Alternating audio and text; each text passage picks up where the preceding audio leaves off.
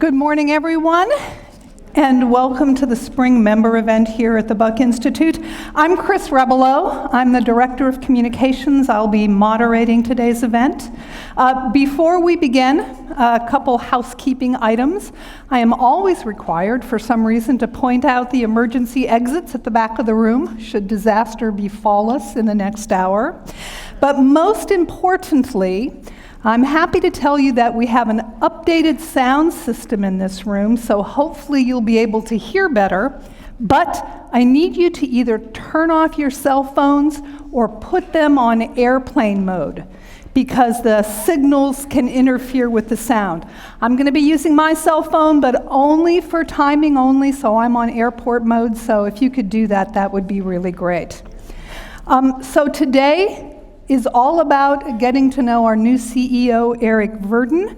Rather than doing a formal presentation, we thought it would be better if I, at least for a while, acted as your surrogate. So I'm going to be interviewing Eric for the first part of the event.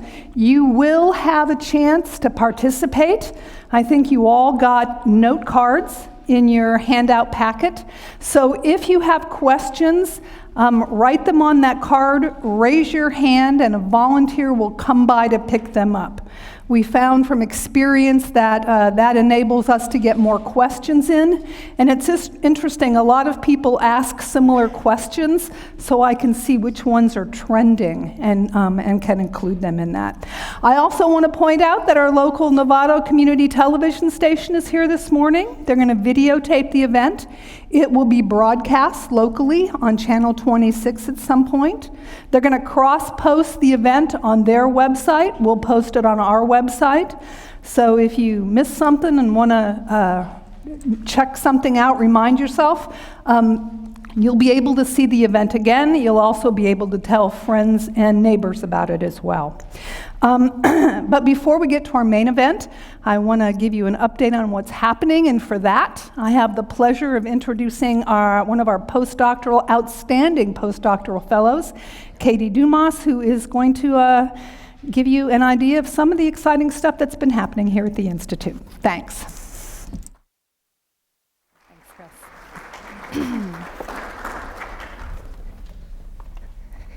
Hi everyone, good morning, and thanks so much for coming. So what I wanted to do this morning was just update you on some of the newsworthy things that have come out of the Buck lately. So we've published a lot of amazing research since you all have met, but today I just want to highlight a few that have really been picked up in the popular press. You might have seen some of these articles, so I just want to go through that today.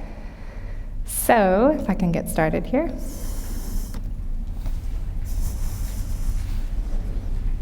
All right, so the first is a story that came out last fall about vitamin D and its benefits in health.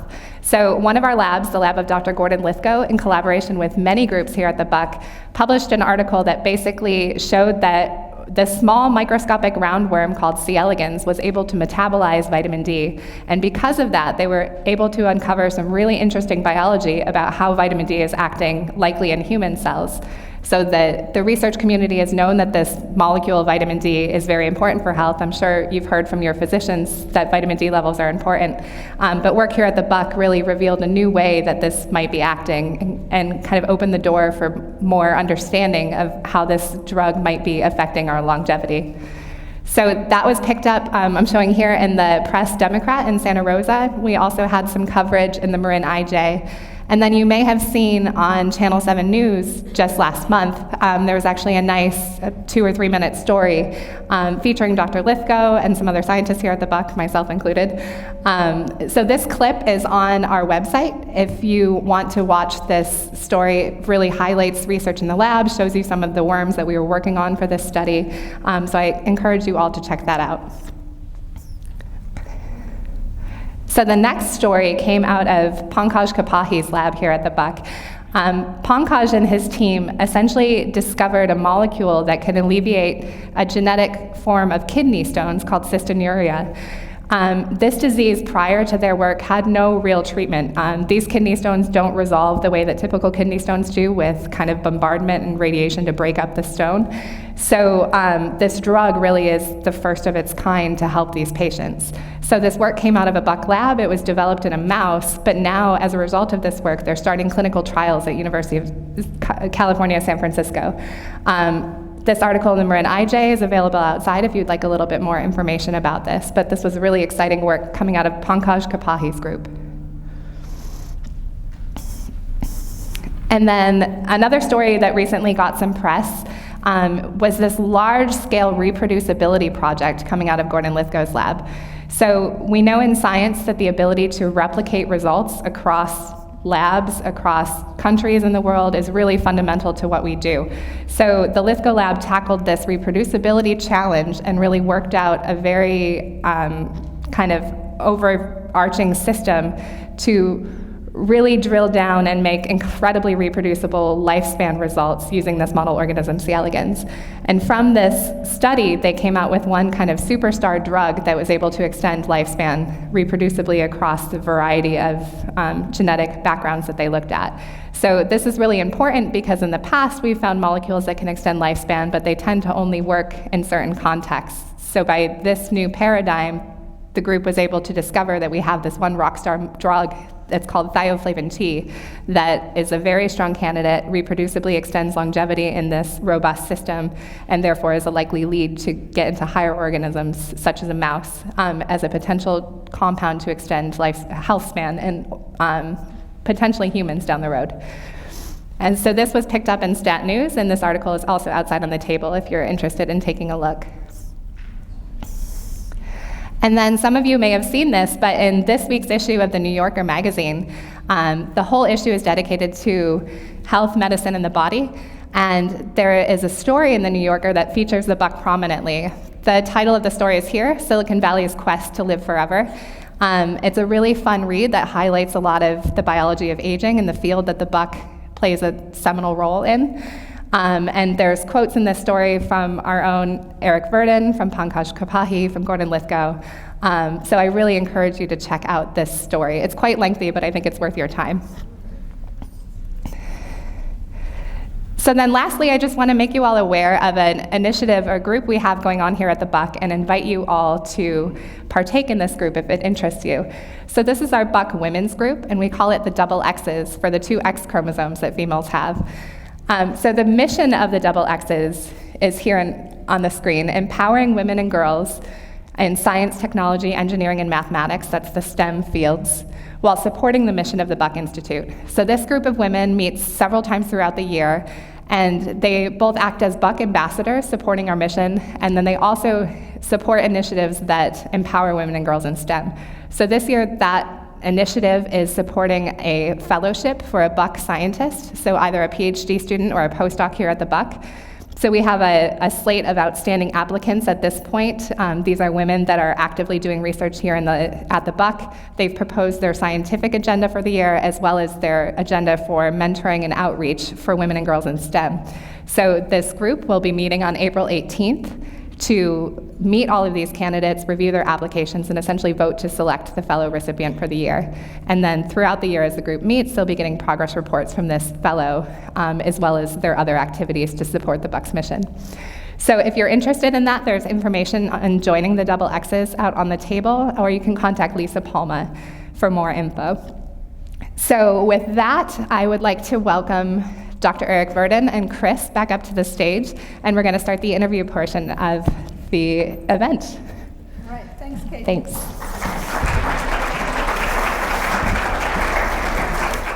I want to let you know that for those who'd like to see that vitamin D story, it is on our website. You look under the section that's called Buck in the News, and you'll be able to look at that clip if you'd like to.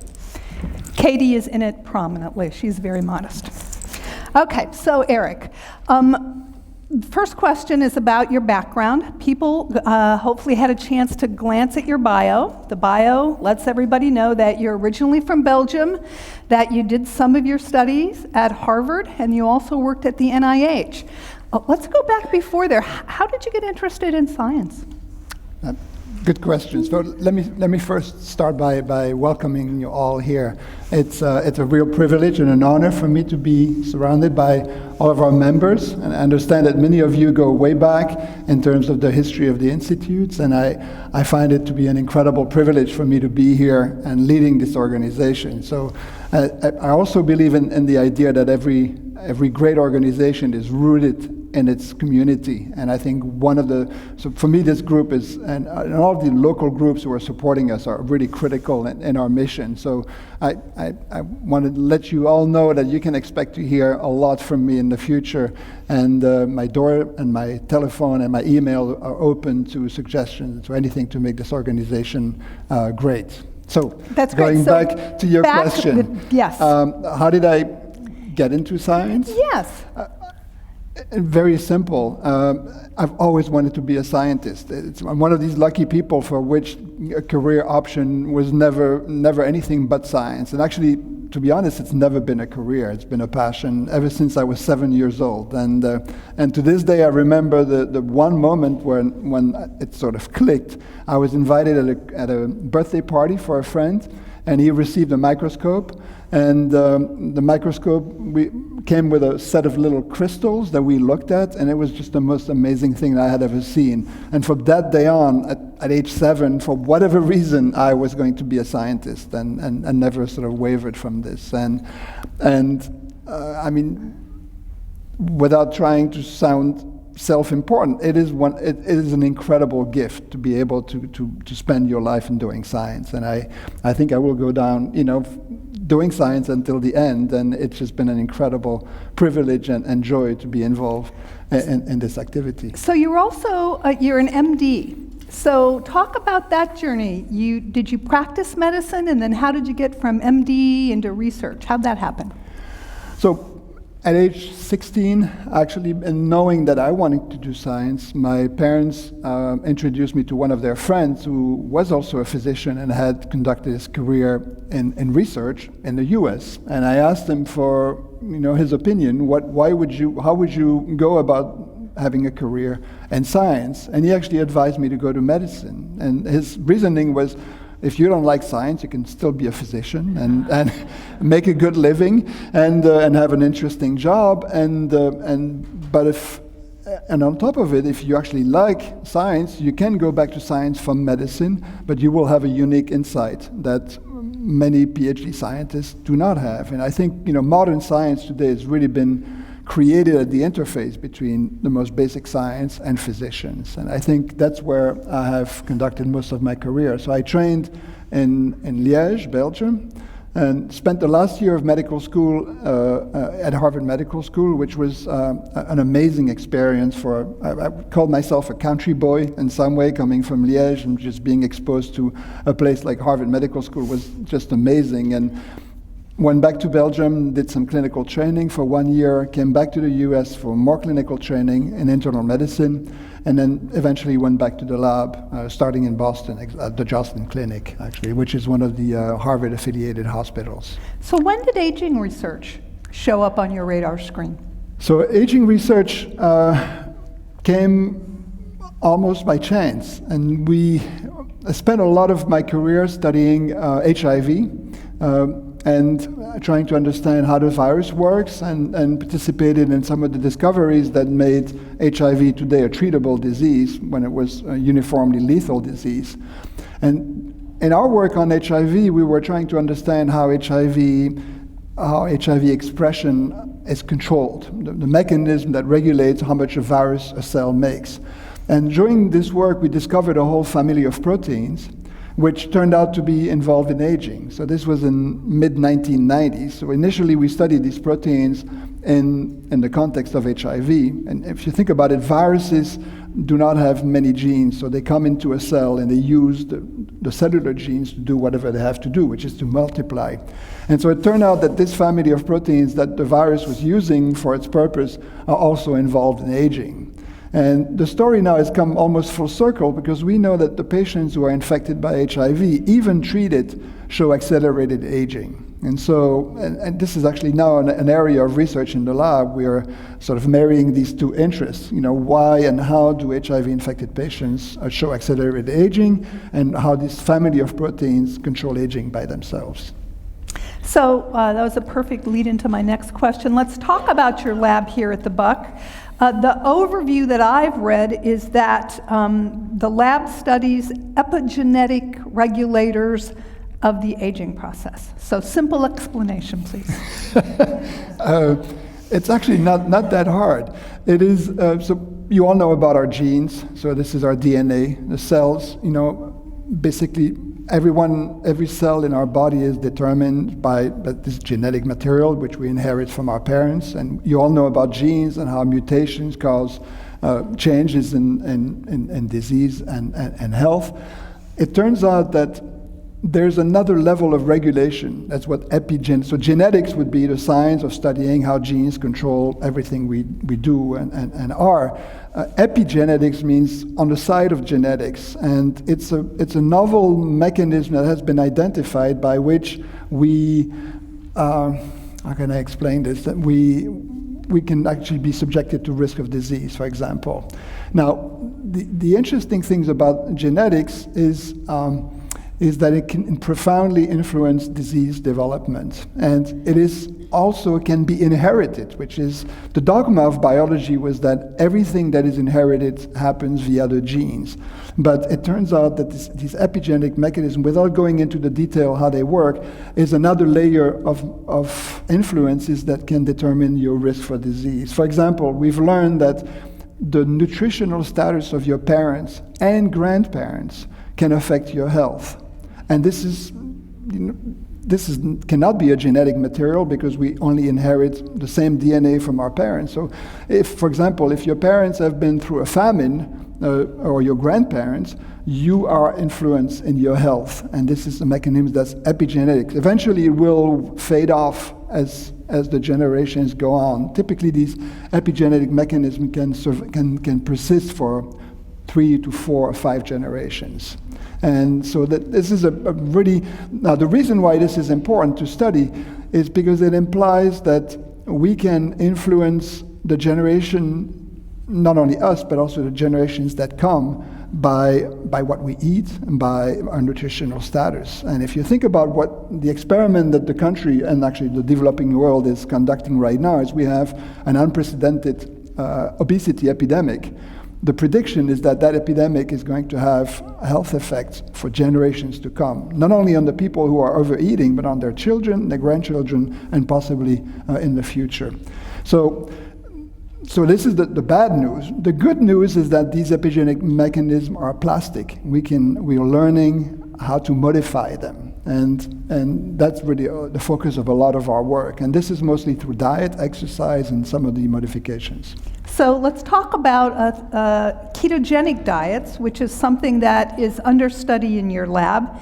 I think more and more people are interested in that. Talk about what is the diet and what is the folks in your lab. What are they working on? Sure, I'll give you a sort of a long, maybe I'll step back one. Sure. To calorie restriction. Those of you who have been associated with the Buck for a while have probably heard about calorie restriction. This is a discovery that dates to 1930, in which scientists showed that if you decrease the amount of food that an animal eats, let's say you take a cage of mice and you weigh exactly what they eat if they have unrestricted access to food. Well, you take another cage of mice and you give them the same amount of food minus 20% or 30%. These mice are going to live longer by 20 to 30 to 40%. So in this calorie restriction, the idea that by restricting the amount of calorie that one eats has been shown to increase lifespan in almost every species in which it has been tested, except in humans, because it's very long to do an experiment in humans. But there are some humans who've taken the problem in their hands, actually conducting voluntary calorie restriction. I think I would not recommend this. However, what this research has highlighted is the idea that diet and nutrition can be extremely important in terms of your health. And so that's the broader context of what my lab tries to study. What is it about calorie restriction that induces prolonged lifespan? And it's not only prolonged lifespan, it's protection against many of what we call the chronic disease of aging. Some forms of cancer, cardiovascular disease, such as heart attack and stroke, osteoarthritis, macular degeneration, and so on. These are all the so-called chronic disease of aging. And the thinking is, in animals that undergo calorie restrictions, they are protected against all of these diseases. So we are really trying to study what is it that who does the diet speak to in the cell or in the organism that induces this response? And so one of the things that we have recently discovered is there's a compound called, it's a mouthful, and it's called beta-hydroxybutyrate. It's a small compound that our body makes when we are fasting, or when we go on these, or when we are on calorie restriction, or when we go on these so-called ketogenic diet. And you probably are all familiar with the Atkins diet. So the Atkins diet, poor Dr. Atkins was very much maligned, I think not completely in a justified manner. This Atkins diet was the precursor of these ketogenic diets. And these are diets that are typically very low in carbohydrates, high in fat. I think Dr. Atkins was correct in the idea that the carbohydrates, at least based on our research and the research of many people in the field, especially fast-acting carbohydrates, are the major culprits in the aging process, and that good fat actually do exactly the opposite. So these ketogenic diets shift the balance in nutrition away from carbohydrates and proteins to healthy fat. And when you go on a ketogenic diet, your level of this compound called beta-hydroxybutyrate go up. And we found now that when we place mice on these compounds, actually on these diets, their lifespan increases. And we've also tested the effect of this diet on mice that are prone to developing Alzheimer's disease, and they're remarkably protected. So I think this is an experimental protocol. This is not something that we recommend for people to do at home. However, there are some people who are doing this. Again, some of you might be familiar with the bulletproof coffee. Anybody familiar with this? Bulletproof coffee is a key example of a ketogenic diet. And And intermittent fasting too, right? So intermittent fasting is, again, another variation on the same theme, is the idea that that fasting by itself is beneficial. And I recommend, and I think many of my colleagues in the aging field try to have fasting in their lives at regular interval. And this could be every day, or prolonged fasting, I mean, not too long, but or it can be on an intermittent basis. So a famous diet like this one is a so-called 5-2 diet or 5-3 diet, 4-3 diet, in which people go and decrease their calorie intake for 3 days a week or 2 days a week. And all of these interventions seems to be inducing the same response, which is a protective response against aging. So your lab also works on a molecule called Sirtuin, which is involved in resveratrol, also in red wine, which has been popular. Talk about that work with Sirtuins, and if there's any takeaway for the folks here. So the Sirtuins is the family of proteins that I was talking about earlier that is involved in HIV replication, that we discovered them in the context of HIV, and they turn out to be really important in aging. So the Sirtuins is a family of proteins that are activated when you're fasting. So when you're fasting, think about your body goes into a somewhat protective mode where it activates repair and protective mechanism. And the Sirtuins are part of that response. And what the Sirtuins do, think about them as sort of generals in an army. They are commanding a whole series of other modifications in the organism that induce themselves the protective response. Now, you've all heard about the resveratrol, which generated a lot of noise. Resveratrol is able to bind to one of these Sirtuins and activate it, just even though you're not fasting. And so this is one of the big area of investigation in my lab and many others is the idea that identifying small molecules, natural or synthetic, that will mimic a fasting effect.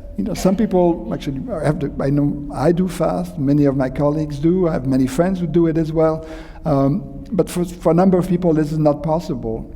So the idea is that for those people might be able to get access to small molecules that would do drugs or natural compounds that would do some of the same thing. That's great. So there is some controversy about wine. Yes, it's good to have a little bit. No, you should avoid it. What's your take on it? I love red wine. That's my take on it. And I think it's, when we study, scientists are sort of cut and dry, things are this way or this way. I think one thing that I always tell myself and everyone around me, it's great to live a sane life, but you also have to lead a great life. And one of the arguments that's been made quite often about calorie restriction in humans is that some people have said, this might not make you live forever, but it will certainly feel that way. So that's one thing to remember about calorie restriction. And the same goes for any modification. If your diet or your fasting starts interfering with your social life and your ability to actually enjoy a quality life, I think you have to really question what you're doing. So with respect to your question, I think, actually, I lost my train of... Red wine. Red wine. I think the study says that alcohol, actually nothing specific about red wine, 1 to 2 drinks a day appears to be associated with a long lifespan. And so now, this is very different from saying that drinking alcohol increases your lifespan. And I think this is something that is really important to remember. If you go back and every other day in the newspaper that you're reading, there's an article saying doing this increases your lifespan. Actually, one that I saw recently is that flossing your teeth is associated with an increase in lifespan of 3 years. So there is no scientist that thinks, or I hope you don't, that when you start flossing your teeth, you're going to live 3 years longer. However, because a lot of these behaviors, drinking wine, flossing your teeth, swimming, walking, are all associated with people who generally lead a healthier lifespan. So the key thing to remember is many of these studies that are reported with a lot of noise in the press are association. They're not causation. They're just saying the people who floss their teeth live 3 years on average longer than people do not. Again, look at all these studies for what they're saying. They're reporting an association and not a causation. In some way, and many of us know what we're supposed to do to live longer and healthy. And I think the problem is not always easy. And I think if the quality of your life falls through, you have no more friends because you're fasting every other day. I would not recommend it. And by the way, your social environment, your friends, your network, your family is one of the strongest predictor of your lifespan. That's great. Let's switch now to your role as CEO of the Buck Institute. You've been here, 4 or 5 months now? 4 months, and it feels like 10 years. What's your overall vision for the Buck moving forward? Well, first, I think you know the place better than I do, and coming in, I've known about the Buck for a long time.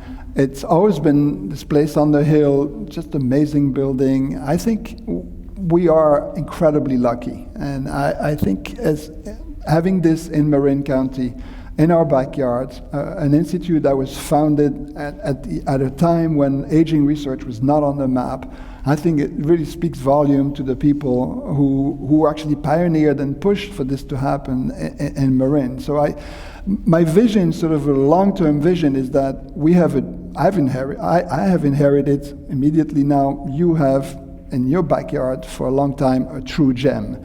Now, but it is still a gem in the rough. And I think what I really look at when I look at the site and what I look at our scientists, when I look at our administration, the commitment of the volunteers, all of you, it's just hard not to be humbled by the responsibility to take it to the next stage. And the next stage, without being, without any humility, is that I want this place to be the best place in the world for all things related to aging research and its translation into medicine.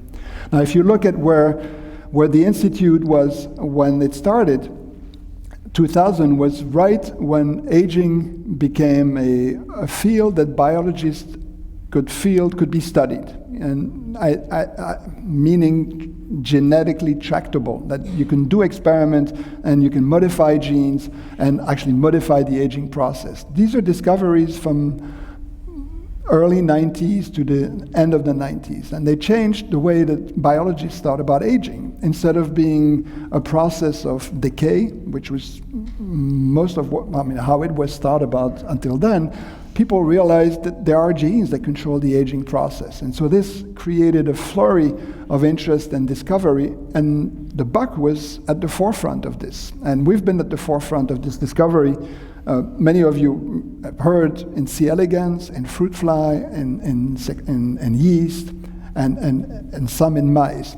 Now, some of you have asked me, can we move away from these animals to something that's more related to humans? And I think that's a big part of our vision. So the foundation on which the Institute has been started, a study of these rapid model systems, allowed us and my colleague here to really pioneer the discovery of what is it about the aging process and how can we control it. And 10 or 15 years down the road, we now have a map of the major pathways that control the aging process. Now, the next stage is to take, and amazingly enough, and comfortingly enough, these pathways are actually conserved from the yeast to the worm to mice, and we actually carry many of the same genes.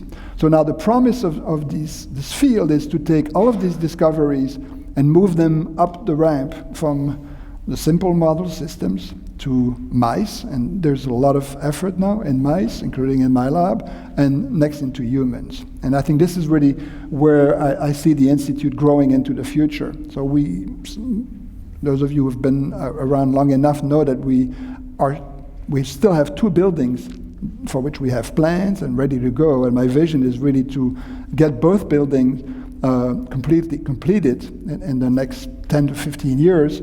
And one of these buildings hopefully will be a clinical research center where we will really be directly testing what's happening in humans.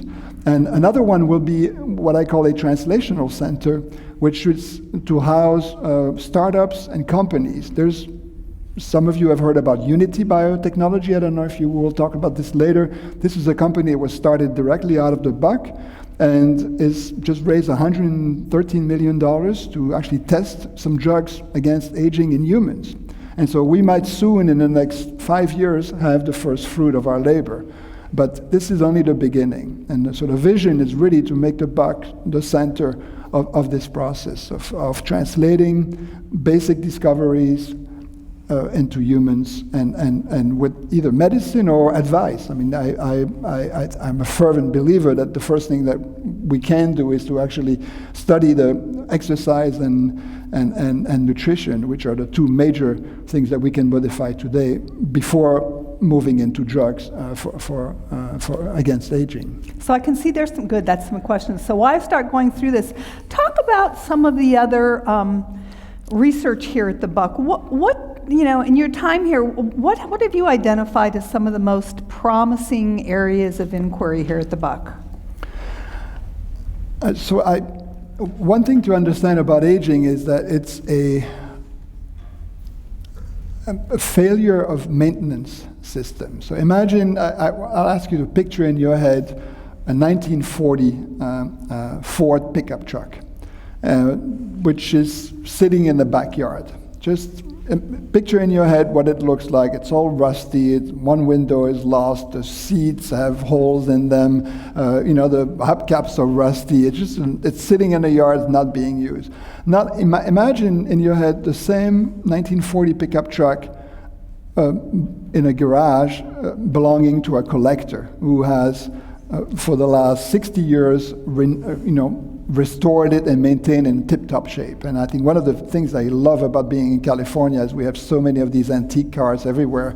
But and some of these trucks, I mean, are just amazing. They look like brand new coming out of the shop. So all of a sudden, you're looking at the two trucks together, and you say, well, they have the same age. So it's not the aging process. The difference between the two of them is maintenance and repair. And it goes exactly the same about life. We are subject to natural decay as a function of the aging process, as a function of the fact that we live in an oxygen-rich environment, which is an oxidant. So in some way, think about us rusting. We do the same thing. We are damaged by oxygen the same way iron gets damaged by oxygen. So what is the anti-aging medicine field is the ability to try to harness the protective mechanism that allows us to slow down this rusting, this aging process. Now, people have shown that if you look at a young man or woman between the age of 20 and 30, your risk of dying is so low because you are able to constantly repair. And so in essence, between 20 and 30, we do not age, or we age at a very, very slow rate. It's been calculated that if we would continue to age at the same rate, we would live to 1,000 years old, which is remarkable. So what happens is at age 30, damage starts to accumulate faster than we can repair. And eventually, by the time you get older, the damage keeps accumulating, and the damage itself induces more damage. So I think that's, so if you think, so this is the whole idea of what aging is. We have here at the Buck right now 16 investigators who are studying many different aspects of the aging process. And so the idea that you might hear someplace that there's a hacking code, and this is something that's actually came out in the New Yorker article. The Silicon Valley types think that everything is about code. Well, we have a code, which is our DNA, but the aging process is not encoded. And there's nothing related with our code in the aging process. In a sense, the reason for this is that many organisms multiply at a time when the selective pressure on their genes might happen when they're not aging. And so aging happens way past your reproductive periods. In some way, our organisms do not really care about aging, and this is why it happens. So I think it's long story. So we have the short answer of all of this. Here at the Buck, we have people studying all aspects of aging, and I don't want to single out any specific stories, but we have people studying repair mechanisms. We have people trying to understand how can we activate them. We have people studying how nutrition is related to protection against aging. We have people working on how exercise, which is again very important against aging. We have the full package, and we have this in a whole variety of experimental system.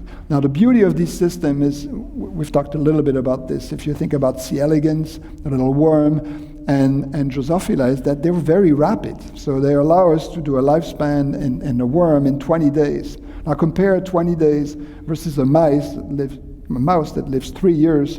You accelerate your work so much, and so what you can do is screen in a small organism system, and then once you've identified pathways, you can go and check them in the mouse, but in much more limited manner. Working in mice is much more expensive, and so I hope that the vision is that it's not either basic science or translation or human science. They're all part of the same picture, and we have the size that allows us to have the full spectrum, which is, at the end, will make us much stronger as a research institution. That's great.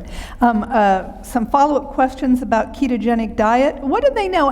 How does it help cognitive function? Do they know yet what that mechanism might be?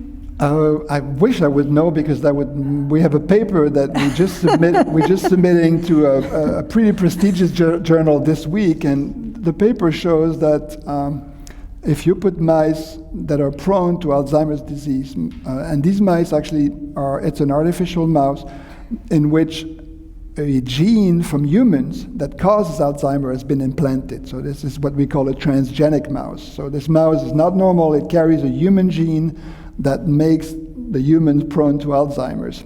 It turns out when these mice actually develop a disease that really looks like Alzheimer's. They slowly develop dementia, they have a shortened lifespan, they lose their memory, they have plaques in their brain, and so on. So we put these mice on a ketogenic diet, and we can completely suppress the development of the disease and the loss of cognition. Now, we've also shown that we took the small molecule that I've told you earlier, beta-hydroxybutyrate, which is the component of the ketogenic diet, and we can feed it alone to the mice. And we've been able to show that does exactly the same thing. So you don't need the full ketogenic diet. Hopefully you will be able to eat that compound. Now, some of you might have heard about MCT oil, medium-chain triglyceride, and so this is something you can actually buy today in the pharmacy, and some people are eating this.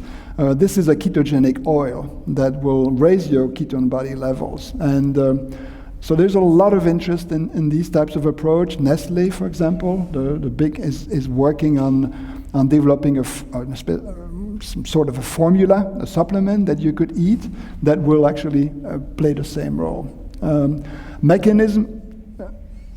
We're exploring 4 different potential mechanisms, and I think it probably would be too technical, but it will be very important to understand how does it work exactly. We don't know. But one thing we've shown is beta-hydroxybutyrate sort of reprograms your epigenome. We talked about epigenetics, so this beta-hydroxybutyrate is able to reprogram it and to make it younger, in essence. So we got a couple questions about the buck per se. People are curious about our current funding sources and our current financial status. So and this is a really important question. That's probably the most important of the morning. So our work is expensive, and I think many of you know that the environment in which we are operating these days is actually under threat at multiple levels. The current administration is talking about cutting down the NIH budget by 20%, which would be devastating for a place like us. But not only us, it would be devastating for UCSF, it would be devastating for the Gladstone, for every place. And I think if you have a chance to write to your senator or to your congressman, even though I know they're on our side, it always helps, and to let them know how NIH is important to all of us. So that is nothing new. The last 10 years I've seen flat budgets from the NIH, which used to be the major source of revenue.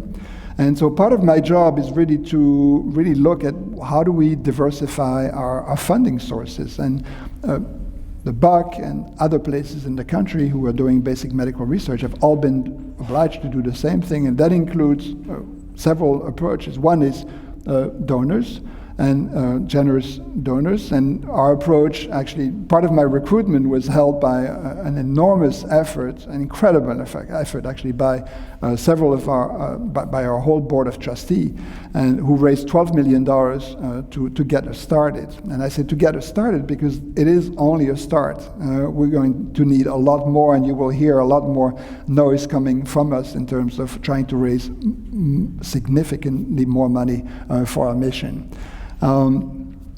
Let me see. Did I? Other funding. So we get half of our funding from the NIH, right? I think about close to yes. it. Right. So other sources would be funding. Donors, but also translation. One of the potential benefit of translation is that if we discover a cure, which will be commercialized, the Buck will benefit in a direct manner. For example, this company that we talked about, that Judy Campisi here at the Buck started with a colleague at the Mayo Clinic called Unity Biotechnology, the Buck owns part of that company. So if the company is very successful and there's an IPO or it's purchased by a large pharma, we will get some equity back. And I think this is a model in which many research institutions are functioning in the future, is that to create discoveries that will have value to society and to have that money come back to us for reinvestment in novel discoveries. And I think this is something we're going to be pushing very aggressively, the idea of creating what we call a translational center here at the Buck, where we take our discoveries and push them to a stage where big pharma will be interested, big pharma or biotech companies will be interested to take them on and to develop drugs. See, I should make clear also the point, we're not becoming a pharmaceutical company. This is yet a complete other dimension. To develop a drug costs hundreds of millions of dollars, and this is something that pharma companies do well. So we want to push our discoveries a bit further than what we've pushed them so far, so that they become more appealing to pharma to take on and push to the next stages. And this is a model, actually pharma is undergoing a crisis of its own in which they are lacking targets or lacking novel pathways to study. And so we've recently in the last, actually since I've been here for 4 months, we've been contacted by a large number of companies that are interested in partnering with us. And we're going to be looking at each of them specifically with the potential of forming partnerships that are at the end mutually beneficial, and with the goal of actually bringing deliverable to the population and to the NIH. So you've talked about the desire to bring in new faculty at the Buck. When you think about adding faculty in labs, what are you looking at? What are you considering? What's your vision for that? So I think it's another way to answer the other question. We were going to be looking for people who have a much more translational bent. So people who really are interested in, scientists tend to specialize in very specific areas. It's classically someone who would work on the worm would be devoted, and it takes an extremely high level of experience and sophistication scientifically to work in the worm. So these people would be restricted to the worm. And now what we want to do is to get some people who are focusing more on mice and people who are focusing more on humans. And there are really unique opportunities today in terms of research to mimic humans in a dish and to study human biology in not so much in the hospital, but also in the laboratory setting. And I think this is an area you probably have heard about. Some of you might have heard about iPS cells. These are pluripotent stem cells that we can now take in the dish and differentiate into different tissues, in heart, in liver, in immune cells. Now we can study immune cells, human immune cells, in a Petri dish and look how they age. And so this is one direction in which we're very interested in going. So there was a question from somebody about immune function. I have a question first. What happens to our immune system as we age?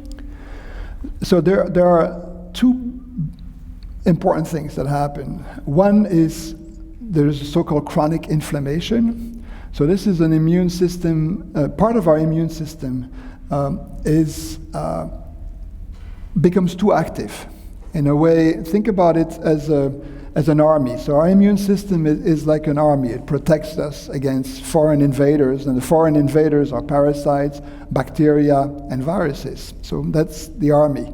Now, if you don't have a strong general, the army can become restless, and they can start creating skirmishes and fighting, and this is what this chronic inflammation is. This is an army that, so our army can do a lot of things that are wrong. Either it can turn against ourselves, and these are so-called autoimmune diseases. You probably have heard about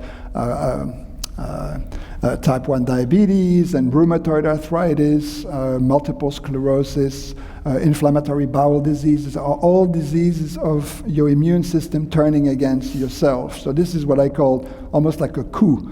And then there's the sort of restless army with no strong leadership, ends up causing all kinds of skirmishes and fighting wars that are not necessary. This is the so-called chronic inflammation. And the last is this dysfunctional immune system. Think if you have an army that's not really cohesive and working together, when a real enemy comes in, it might actually be distracting because it's fighting itself, basically. And so this is the last and most important thing, is that as we age, the immune responses become less and less effective. And for example, if you get vaccinated, people have done studies where you vaccinate individuals who get older and older. The older you get, the less strong the response to your flu vaccine will become. So I think the immune system, I think, and this is a large part what we study in the lab, and the effect on nutrition on the immune system. The immune system is really one key thing to our health. And if a lot of people will eventually die from pneumonia and from other infection. But independently of this chronic immune activation, or chronic inflammation, is a key driver of the aging process. So we haven't talked much about exercise. You've mentioned it. Why is exercise so good for us? I don't know.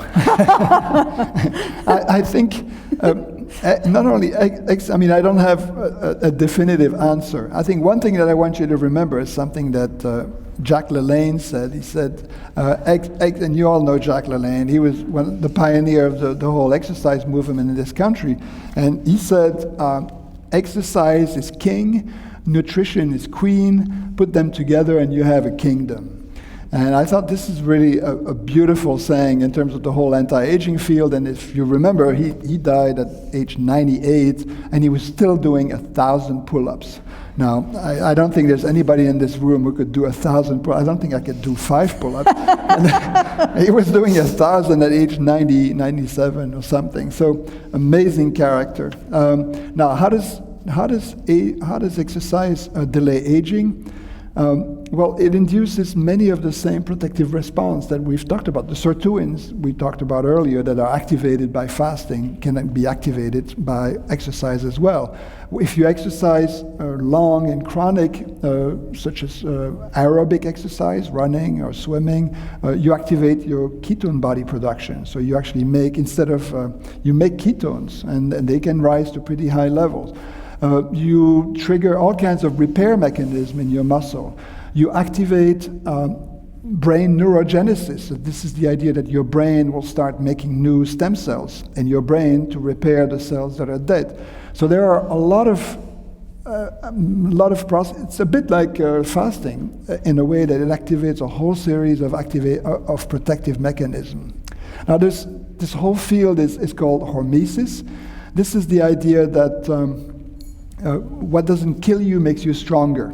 And we're all familiar with this. And fasting, exercise, sauna, there's emerging evidence, really interesting, that sauna can be protective against some of the manifestation of type 2 diabetes and Alzheimer's disease coming out of Finland. So a lot of these mild stresses that don't kill you induce these protective mechanisms that we've talked about earlier, about aging. So this maintenance and repair systems, all activated by these mild stresses. And I think that's very exciting. I think you do know why exercise is good for you. What do you do for healthy aging? I drink wine. I try to do. You mean in terms of supplement or in terms Anything. Well, I'm an avid exerciser. I love exercising. It just my wife tells me that I'm unbearable when I don't exercise. So it just relaxes me. It just makes me feel really good. So I exercise a lot. And this has actually been one of the biggest challenges of this new job, because it is pretty much 24/7. I have not been able to find a good routine in terms of exercising as much as I used to, but I'm working on it. I try to fast episodically, again with different level of success. This job is also challenging in this respect. A lot of the job is being social, and I cannot take our donors to dinner and tell them I'm sorry. You will be eating without me. There are other things that I have a loving family and loving wife, so I'm very social in terms of I love being around people. I also have a physician, and I get checked for a number of things. There are a number of blood parameters that you can measure in your blood that are emerging as being critical for your long-term health. And we heard early in the presentation from Katie about the role of vitamin D.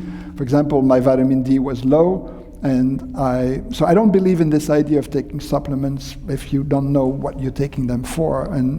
many of these supplementary vitamins that you're taking most likely will not hurt you because they all contain vitamins at low doses. But you could help yourself by really having a physician look at some specific values in your blood, and many of you do it already. You know what your cholesterol is, you know what your blood pressure is, you know what your CRP, your C-reactive protein. Some of you have heard about this. So C-reactive protein is a marker of inflammation. We just talked about this idea that inflammation is important. So if your CRP is elevated, it indicates some chronic inflammation. And believe it or not, one reason for chronic inflammation is tooth hygiene. So we talked about flossing. So people who do not floss tend to have chronic inflammation coming out of their mouth. So it all ties in some way. I would say many of us know what we're supposed to do. The hard thing is to really have the discipline of sticking to it. I believe that our understanding and knowledge of nutrition is probably the area that is changing the most. When I went through medical school, first we did not have a class of nutrition. That was really, and I would say many medical schools to this day do not have nutrition as a subject. So I think we're learning that frequent small meals with snacks is not the way to go. And I argue, for example, that one should never eat after 9 p.m. ever. And so this idea of taking a glass of milk with some honey before you go to sleep, not good. You want to, prolong your period of fasting, which normally occurs during the night. And, some people will skip breakfast, which again is a no-no. If you are, listening to the authorities about nutrition, you should eat frequently. I think if you've never done it, try a period of fasting once a week, where you do not eat anything for 14 hours. And it will be hard at the beginning, but eventually you will see the benefit comes. And many of our colleagues here actually do episodic fasting, and some to different degrees. And I know I was talking to someone in the audience who was telling me he is an avid faster, and I think if you've experienced it, you will see that it has profound effect. So final question, a lot of the press that's come out recently about aging talks about people who are described as the immortalists, who will go to any extreme and they want to live forever or way as close to forever as possible. And then there are other people that are focused more on health span. I guess I want you to talk about, how do you see the future of aging? Is there going to be a silver bullet? What do you think it's going to look like? It's really an important question. So I'll just say it outright. I think the idea that we are going to reach immortality anytime soon is, I don't know a polite way to say it, just not going to happen. Not going to happen soon, not going to happen in 100 years, not going to happen in, I would say, in 500 years. Now, nobody can predict the future, but someone said, if you're here to the group of people who are believing that immortality is coming, they will tell you, well, we just have to do this and this and this and this. And it sounds very logical, but a colleague recently said, it's the same thing as saying we will soon travel to another galaxy if only we could travel at 3/4 the speed of light. Well, yes. The day that we can travel at 3/4 the speed of light, we will go there. But we, as you know, we're nowhere near traveling the speed of light. Nowhere near that. So today it is inconceivable to imagine how we could reach immortality, because we just are right at the beginning. This field is 20 years old, and in some way, I've been trying to really restate the fact that this institution is a serious research institution. So the immortalists play a role. They're selling a dream, which some people are attracted to, many of them rich, because they want to live forever, and I would want to if I had that type of a fortune, but the promise is a false promise. And it's a promise, if you look at human history, has been around for 1,000 years. This idea, this is the magic stone, whatever. I'm back to beginning of eternity. So it is, we're trying to build an institution which is serious, and right now our immediate focus is to increase the healthy years of life. And if everyone could live to 95 in perfect health and then have a short period of decay and then pass, I think this would already be an incredible achievement, at least from my standpoint. That doesn't mean that human nature is such that we will always push the boundaries. Now, what I think the Immortalists, the damage that they're doing to us is, as a serious research institution, is that they are undermining the immensity of what has been accomplished by medical research for the last 120 years. If you think about the fact that human lifespan at the Romans' time and the Greeks was about 23 years old. So that was the average lifespan. By 1900, it had risen to 50. Now, even just pondering this, in the 1900s, this is 120 years, the average human life expectancy was 50. And now we are 120 years later, and every decade for the last 120 years, lifespan has increased by 2.5 years. Now project this for another 200 years, that means the average human lifespan will be close to 120. For me, this would already be an incredible achievement, and I think this is what we're working on today. We're working on making something that we can do, rather than promising the sky. You know, whatever will happen in the future, there's a whole school of people who are talking about transferring, instead of being immortal in our bodies, transferring our brains into a computer. Will we be able to do this one day? Maybe, but it's just, when you talk to computer scientists and neurobiologists, they tell you it is impossible to even comprehend how you would want to do this. So I think I put the two ideas are part of the same thing, which is this idea that life is finite and that many of us would want to live. I would sign immediately to live forever. I think there's no question about it, as long as this would be healthy.